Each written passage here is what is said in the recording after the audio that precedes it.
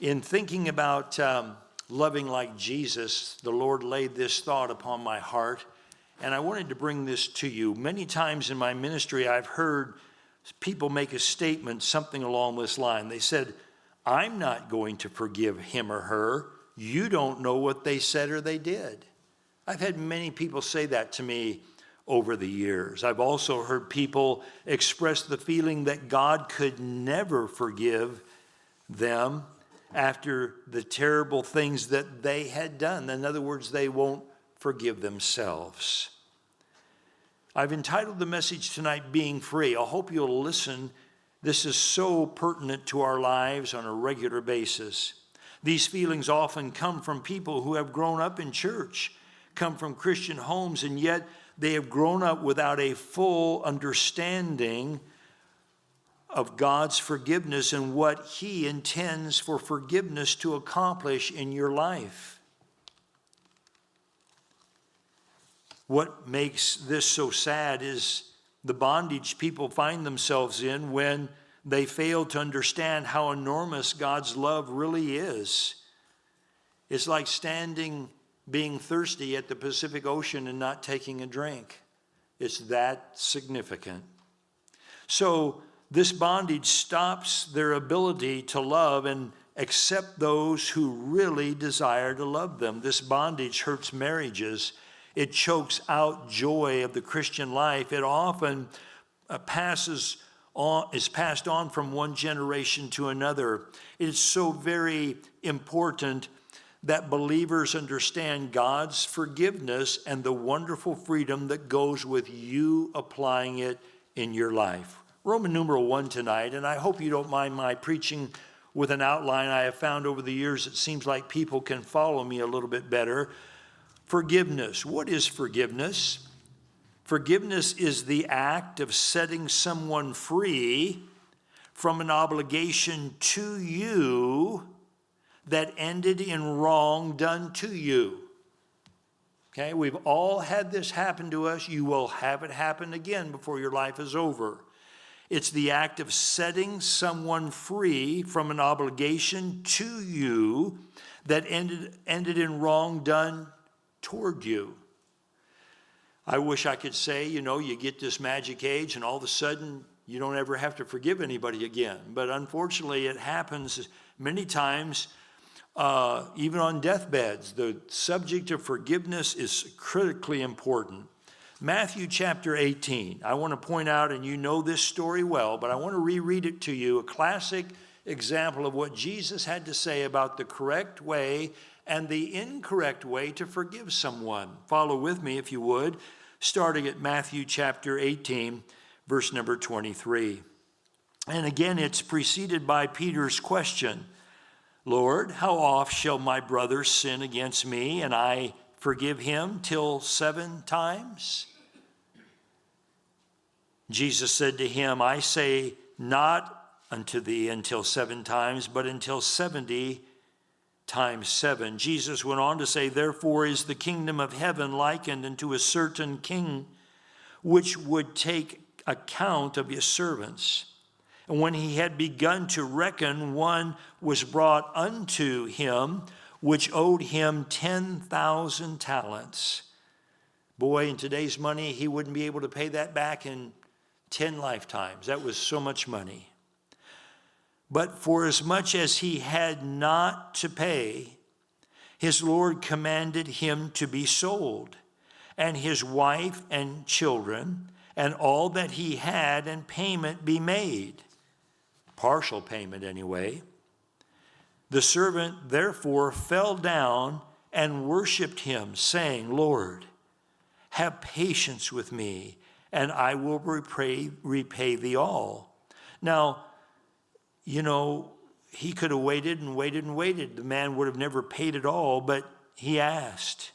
Then the Lord of that servant, notice it's a little L, the Lord of that servant was moved with compassion and loosed him and forgave him the debt.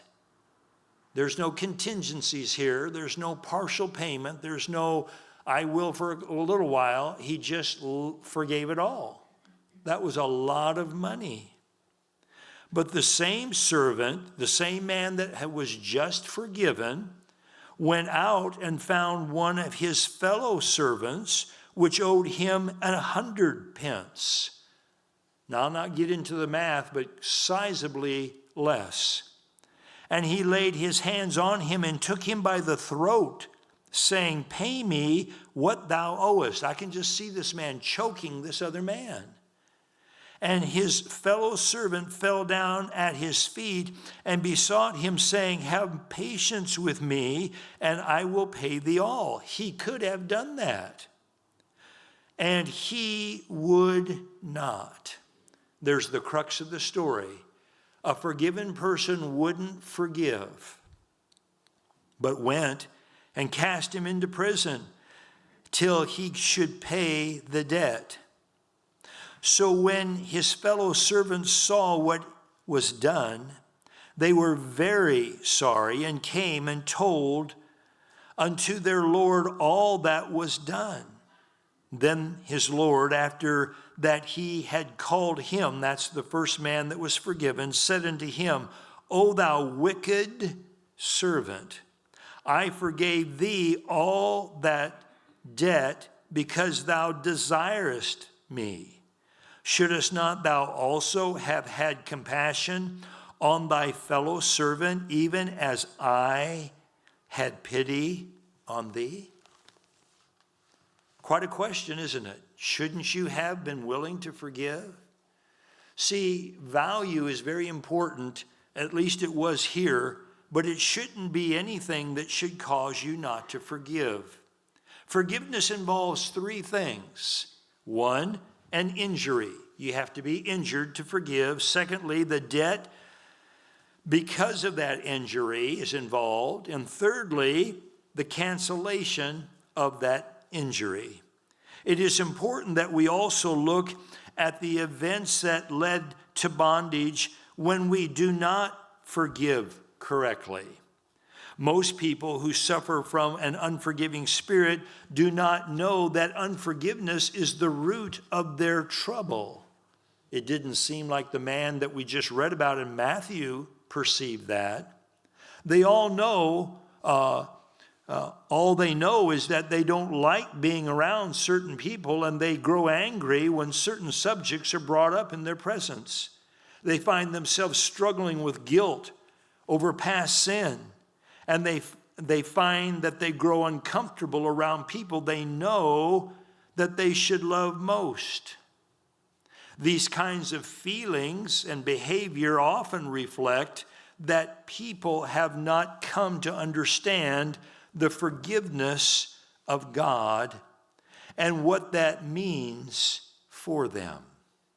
The man that was forgiven all of the money, had he turned around and forgiven the man who owed him so much less, could have been comfortable the rest of his life. He could have understood the joy of being forgiven and not felt guilty at all, but he chose not to. Roman numeral 2 this morning is hostages taken. Hostages taken. We all understand what it means to take hostages as we see almost 100 hostages being held by Hamas. You understand what that means.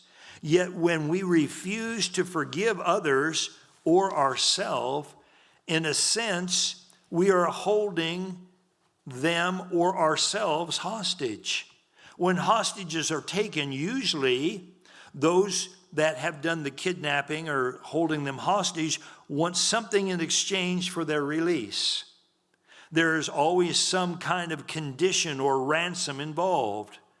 When someone will not forgive somebody for a mistake done to them, they are saying the same thing.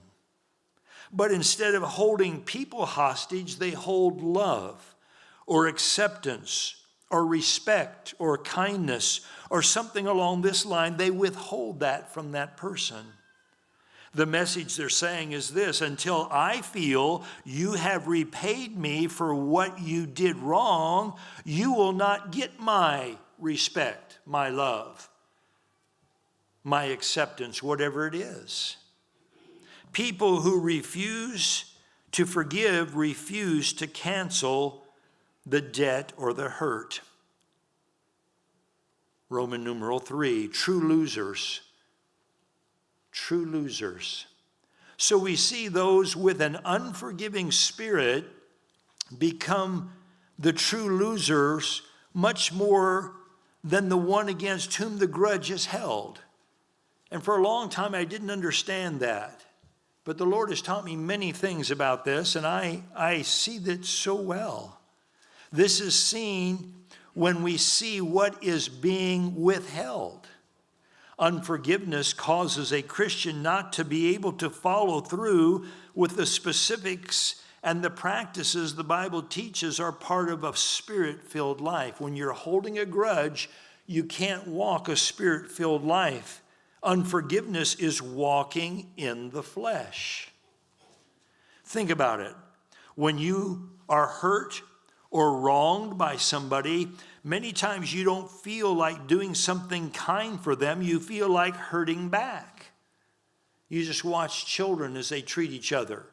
Sometimes I know why I'm not asked to work in the nursery, because I would laugh at the kids instead of work with them. They pull, they tug, they fight, and I just laugh. But you know, a lot of times adults do that. Adults treat each other that way. Did you think I should respond in a Christ-like way or accept what happened? I've had people say to me, most of the time you feel like fighting for your rights. Folks, that is a natural response. Is it wrong? Well, in many cases, yes, it is. Think for a moment. A wrong response to your hurt automatically cripples you from your walk with God. Galatians chapter 5. Turn with me if you would there. Galatians chapter 5, and let's just follow Paul's thinking to the church at Galatia for just a minute. Paul here includes the things that we want to hold hostage from those who hurt us. These are the things that we want to hold hostage. We don't want to love those who hurt us.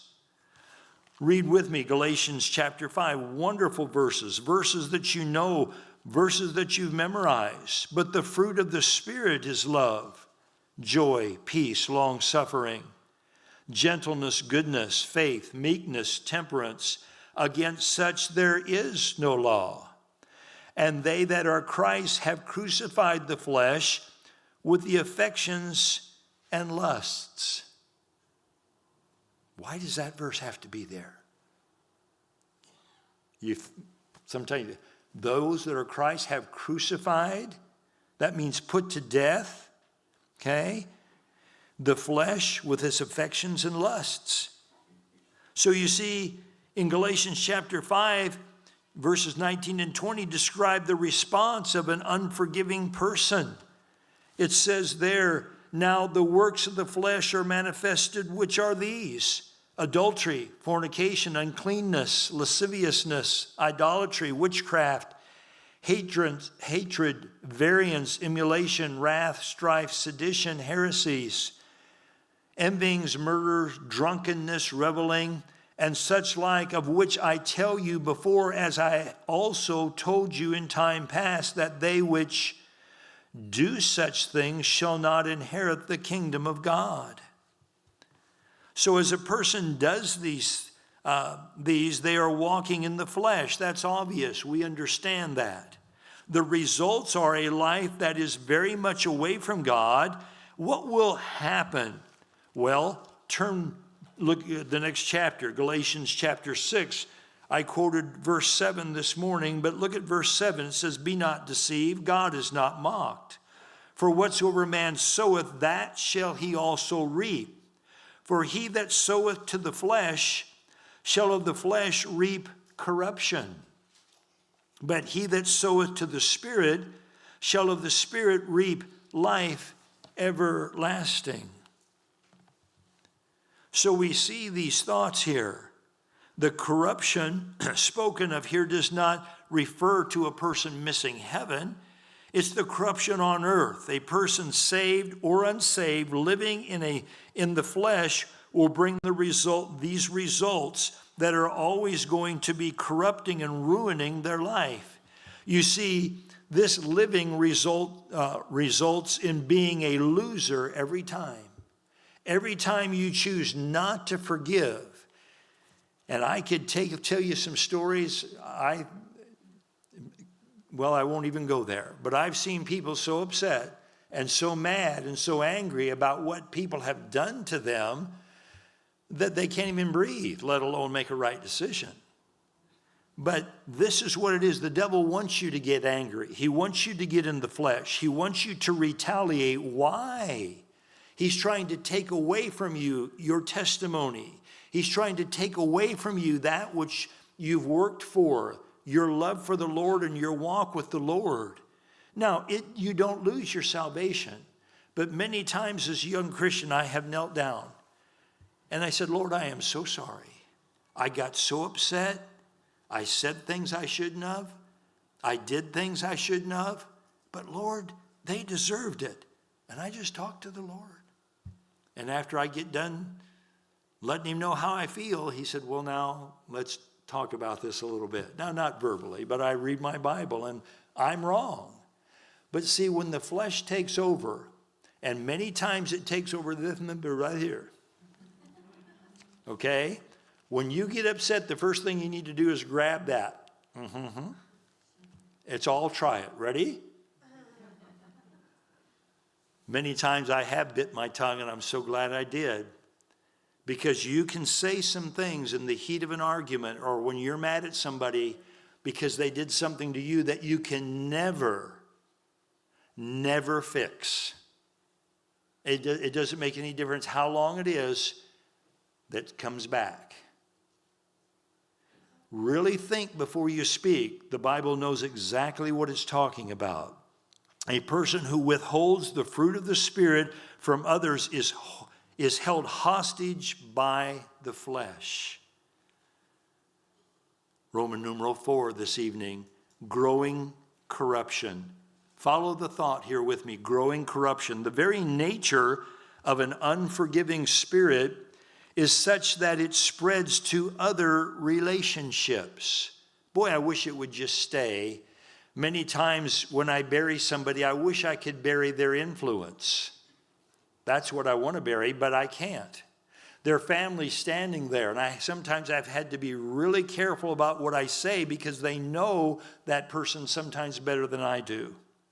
People don't see when hostility from one relationship begins to affect the ability to get along with other people. They try unsuccessfully to work out their troubles, and when they fail in that way, they say, well, it is just the way that they are, and expect other people to work around them or to accept them that way. Folks, that's not permissible to the Lord. That's not where we get to hide our anger and our lack of saying things correctly and our walking in the flesh. Well, you just got to accept me this way. No, the Holy Spirit comes in to change you and make you somebody that's pleasant and wonderful to be around. That's his job. They come to a take me or leave me, but don't try to change me mentality. They continue to hurt people that they love. This often is the root of marriage trouble. Often there's bitterness or resentment towards parents that are carried into a marriage. And many times the complaint is legitimate. But the inability or unwillingness to forgive the parents ends up ruining a marriage that the parents have nothing to do with because it wasn't properly taken care of like this. Now, this isn't marriage counseling tonight, but if you ever sit with Mrs. Brown and I, we get into areas like this, and indeed it's something that you need to think about. I tell them, I'm not marrying who you're marrying, but I sure know what'll ruin it.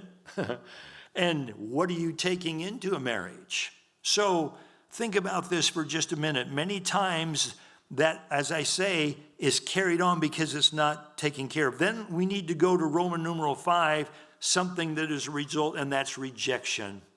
Another reason that those that do not forgive lose out on life is because they set themselves up for being rejected with an unforgiving spirit.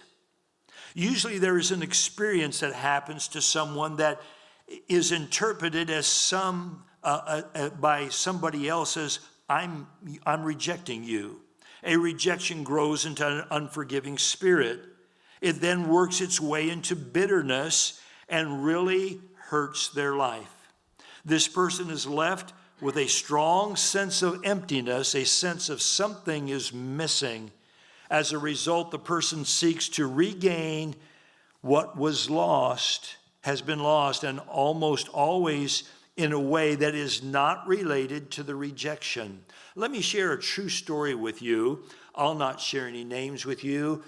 You would know the names, but I'm not going to tell you because that's not the point. The point is that you learn from the thought. So this true story I thought might help. Years ago, a dad had a son teaching himself to play piano by ear. Now, I don't play the piano. I don't know if that's the right or wrong way to learn. I don't think that's the right way, but nonetheless, that's how he was teaching himself to play by ear. His practices were very repetitious, very repeated, over and over, and day after day after day. Anybody relating to where we're at here? I should ask Mrs. Hilt, but I won't, okay? And one day his dad walked by and said, "Son, is that all you know about the piano?" Son stopped playing, never played again when his dad was around. Never played again when his dad was around. He waited till his dad was gone, and then he would play. Years rolled along, and then with time, the dad heard his son had become a pretty good pianist. Years later, the son and the dad got into a discussion about his music, and the son's version of what happened that day came up. He said, "Dad, this is what I thought I heard you say." Now, the dad did not mean anything serious about what he said. He was trying to ask his son about the way he practiced. But this is what the son heard his dad say: "I do not accept you or your music." That's not what the dad said, but that's what the guy heard, the young man heard. Now, the son did not know his dad's comments were not at him, but at the way he was going about learning. His dad knew nothing about music. His dad never did play the piano.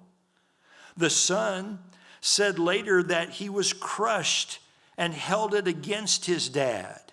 And the years began to grow and bitterness began to accumulate, just like I shared with you. The resentment grew, started spilling over into other relationships in this young man's life, mainly in the relationships that had to do with authority. He was very upset at authority. The son's resentment was perceived as being rejected, but his dad had no intentions of rejecting his son. He loved him. An unforgiving spirit has feelings of rejections many times as its source. Let me share one more thought with you. Roman numeral 6, I believe it is, waiting for others. And so many people are caught right here. Another reason an unforgiving spirit hurts a person's life so much is that the person with this spirit is usually waiting for somebody else to make things right. And a lot of times, this waiting can go on a long time. During this time, wrong patterns of behavior and wrong thoughts can develop. Even after an unforgiving spirit is corrected, the side effects can take a long time to deal with. In a relationship. By refusing to forgive and wait for an apology to be made, people allow their personal growth to be based on the decision of others that they dislike. They allow themselves to be held bondage. They say, well, if they would just apologize to me, I could get straight. Or if they would just rehire me. Or if they would just ask me. And so they carry around this in their life, and time marches on. And many times, like the dad said something in pure innocence, never knowing he hurt his son. It's the game of who makes the first move. And all the while, the unforgiving spirit makes its way into that person's life. Where do we read in the Bible that we need to wait on somebody to make the first move? The Bible doesn't teach you that. The Bible teaches Christian people are to be the aggressor in having their life right with the Lord.